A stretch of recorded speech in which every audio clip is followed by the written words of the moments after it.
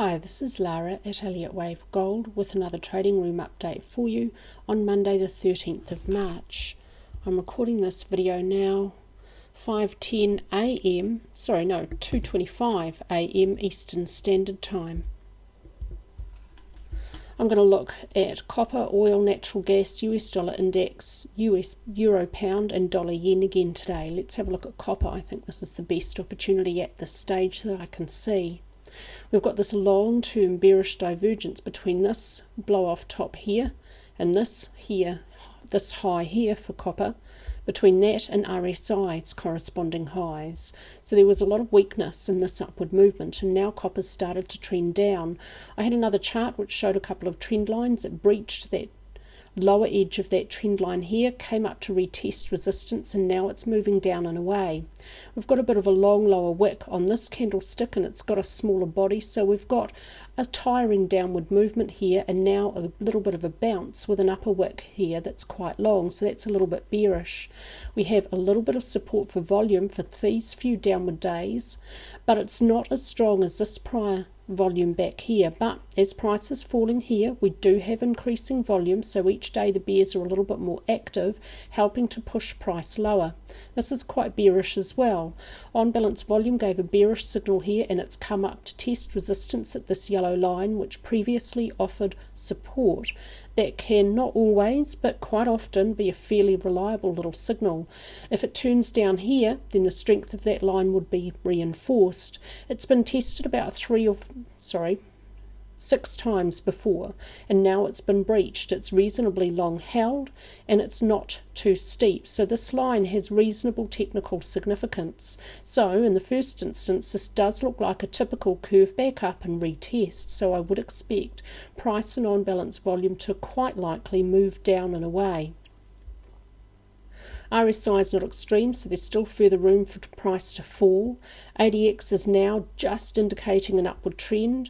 I'm using the guidelines in Kirkpatrick and Delquist. When ADX reaches 15 or above, it's the early stages of a new downward trend, and the negative DX line is above the positive, so the trend is down in the very early stages. Bollinger Band's just beginning to widen as price starts to move lower, so that's bearish. It supports the idea that the market is now trending and price is moving lower, so the trend is down. ATR still declining though, so two concerns about copper at the moment. It's not certain if the little bounce is over here. The long upper wick does look a bit bearish. It does look like it may be over here, or maybe another 1 day or so to find resistance at the 55-day moving average. The risk here is that copper could bounce a little bit higher for another 1, 2 or 3 days.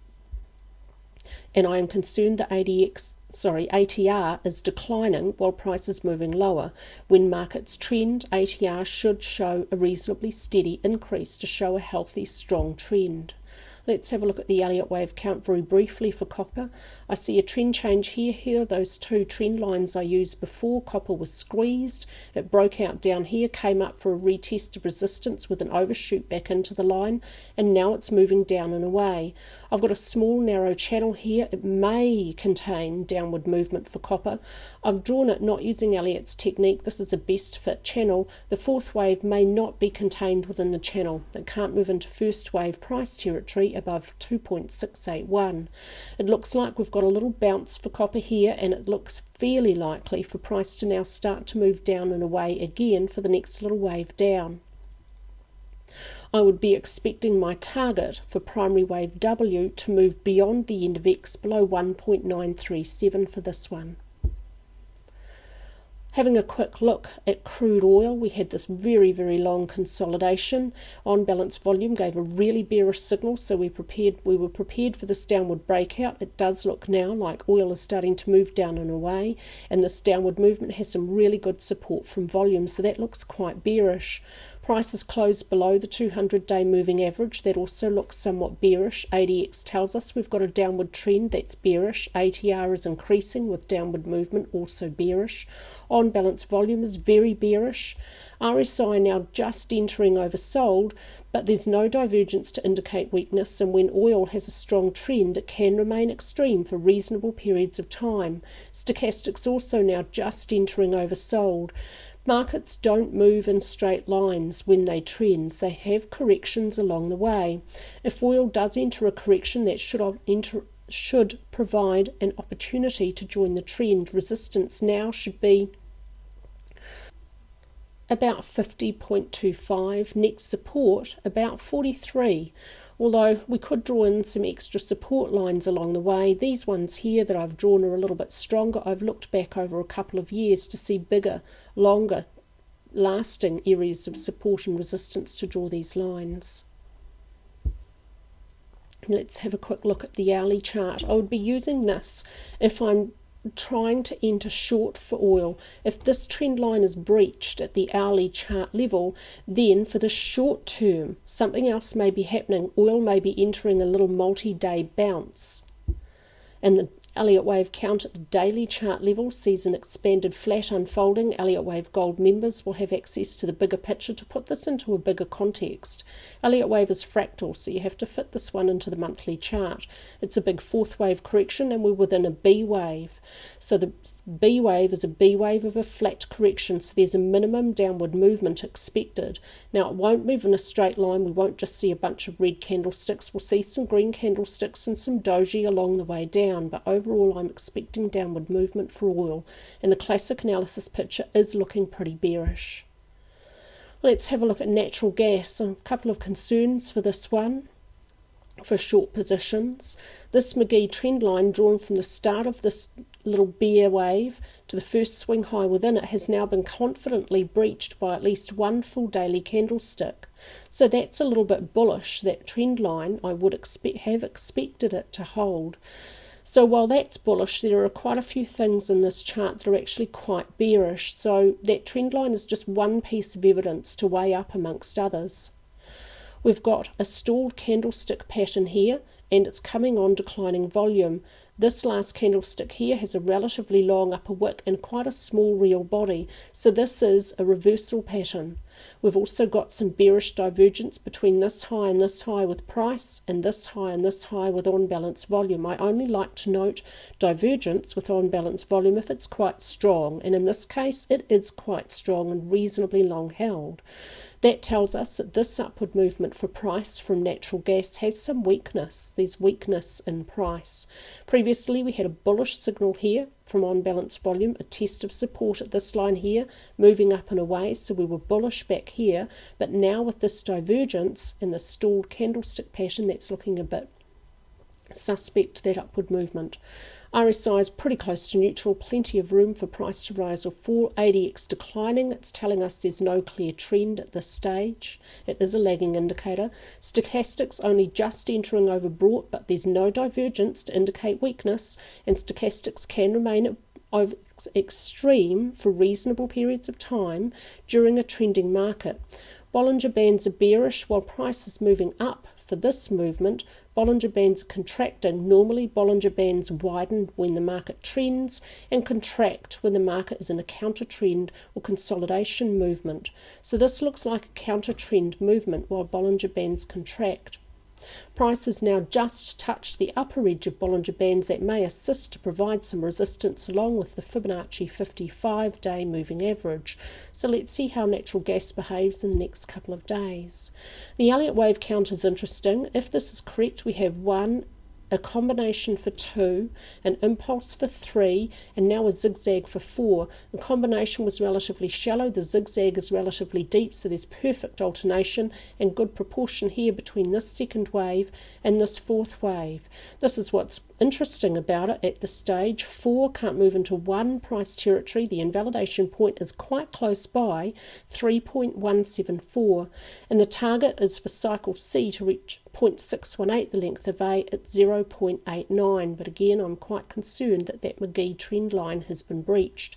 So although it looks fairly likely that natural gas is going to turn down for the next wave down, nothing is certain in classic analysis, and there's a couple of little bullish problems there in that chart, but overall, on balance, the classic technical analysis chart today for natural gas remains reasonably bearish.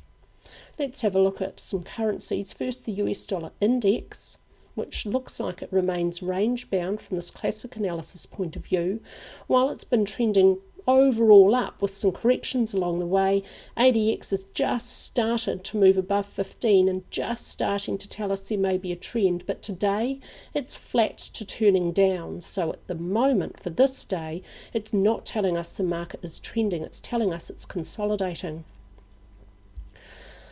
Price can remain at the extreme edge of Bollinger Bands for a few days when this market trends. It found resistance here about just above 102 and it's turned down here. Next support is down here. That's about 100.60. While price is overall trying to move upward with corrections along the way, ATR is still declining, so that puts a little bit of doubt as to whether or not this is a correction within a larger downward trend, or this could be the start of a new upward trend. Sometimes for US dollar index particularly, and a few other markets, when they're in the early stages of a new trend, they can be choppy, hesitant and overlapping. They build momentum toward the middle and explode toward the end, a bit like commodities. RSI is neutral, plenty of room for price to rise or fall. We've got some bearish divergence here between these highs in price and highs in stochastics, so this downward movement may continue for a few more days. Look for it to find support at this horizontal trend line and at the lower edge of Bollinger Bands if it does continue lower. We had a bullish crossover back here from MACD. We may be about to get a bearish crossover from MACD that needs to be watched carefully. As price started to move up, we saw a little bit of increase in volatility, but now from this point here, price is essentially choppy and overlapping and volatility is declining. So it looks like this might be the start of a new upward trend, and this may be a little consolidation within it. Let's have a look at the Elliott wave count for US dollar index. And I've got a nice trend channel here that I like to use trend channels for support and resistance. This one is a best fit, drawn across this high to these two highs, placed a parallel copy on this low, touches this low, so it's quite a nice parallel channel. If price does continue down for another 1, 2 or 3 days, I will look for it to find final support at this trend line. If this trend line is breached by downward movement, not just overshot, but properly breached by at least a full daily candlestick below and not touching the trend line, then my Elliott wave count and my classic analysis would be in serious doubt. Here's my invalidation point and targets for using common Fibonacci ratios.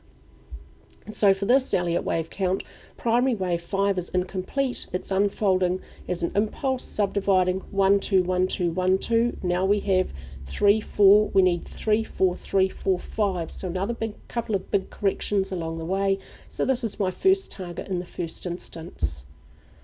Let's have a look at Euro Pound. It looks like it might be in a new upward trend, but the last 4 daily candlesticks all have relatively long upper wicks, so that's getting a little bit bearish, and it looks like it's finding some resistance at this horizontal trend line here, with support if we move a little bit lower at this trend line here.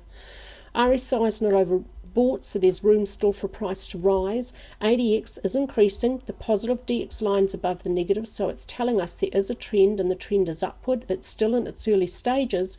ADX is above 15 but below 20, so that's in the early stages of a trend. As price moves up, Bollinger Bands are widening.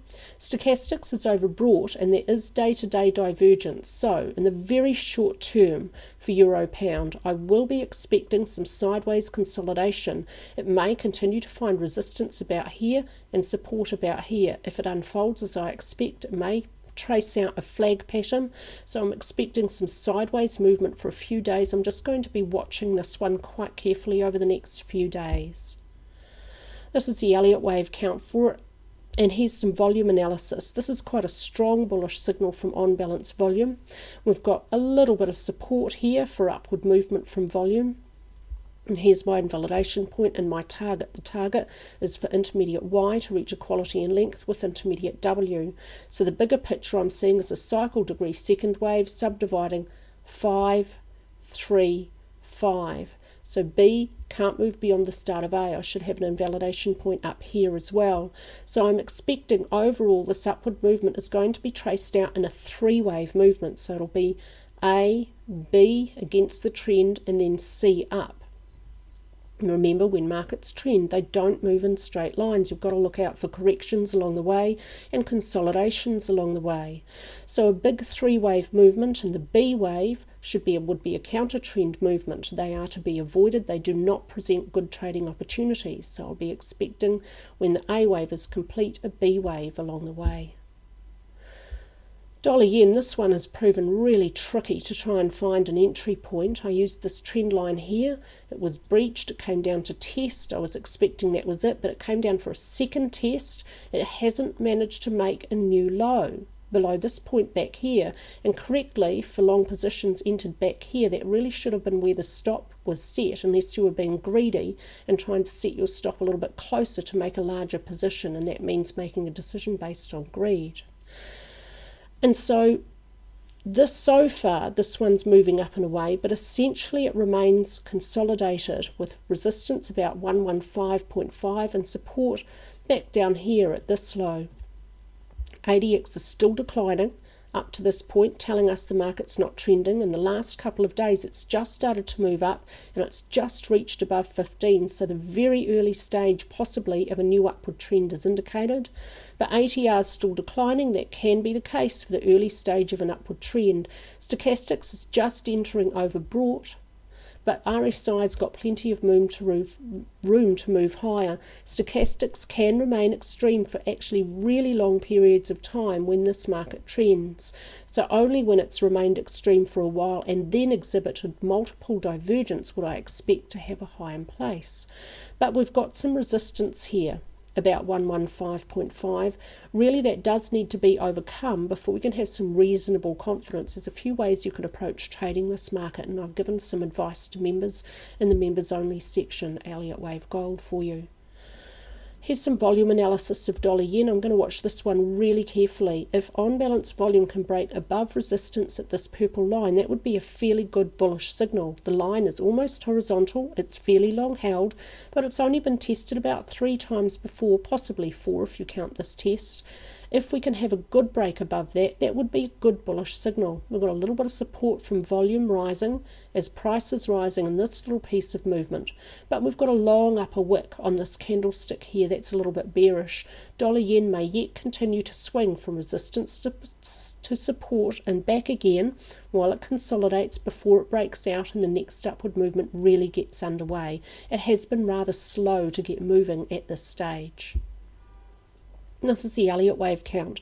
I expect cycle wave 3 to unfold as an impulse, and I expect primary wave 1 within it is incomplete. At 2 is unfolding as an impulse. 1, 2, 3, 4, and the final 5th wave. Here's my target for it.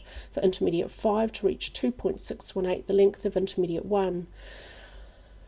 Minor wave 2 was a really deep correction. It didn't manage to make a new low beyond the start of 1. The wave count remains valid. I expect for this wave count, if it's correct, dollar yen should now be ready to move toward the middle of the strongest part of this upward movement, a 3rd wave, and we have some support from volume for the last few upward days. That's all from me with your trading room update, and members will find a table with recommendations and some specific trading advice for this video in the members only section at Elliott Wave Gold.